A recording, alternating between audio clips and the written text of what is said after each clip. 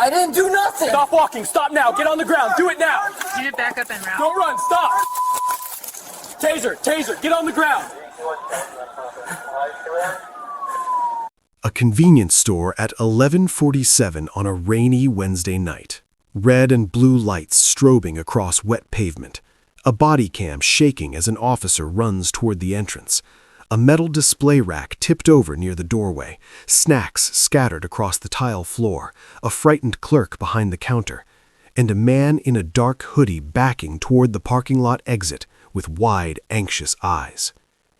30 seconds later, that man was on the wet pavement outside with taser probes in his torso and the electricity still cycling.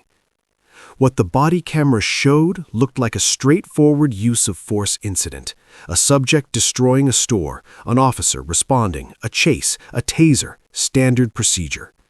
What the body camera did not show was what the store clerk had been trying to say from the moment the officer walked through the door. What she had been shouting, not in panic at the man in the hoodie, but at the officer approaching him. 3 words that the body cam audio picked up clearly, but that nobody listened to until the footage was reviewed 48 hours later. He needs help. Not he is dangerous, not stop him, not call for backup. He needs help.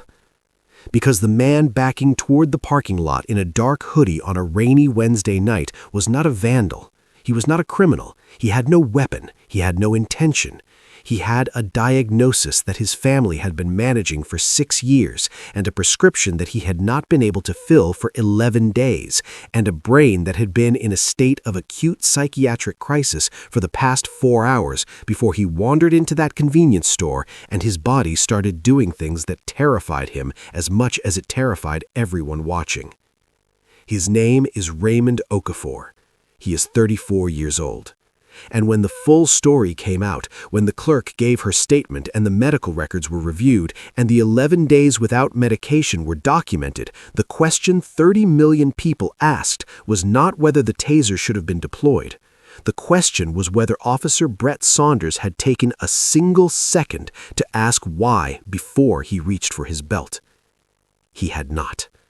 And that single second, that one question never asked, is what ended his career, cost the city $1.6 million, and changed the way an entire police department trains its officers to walk through a door. Let me know in the comments what city or country you are watching from, and if this is your first time here.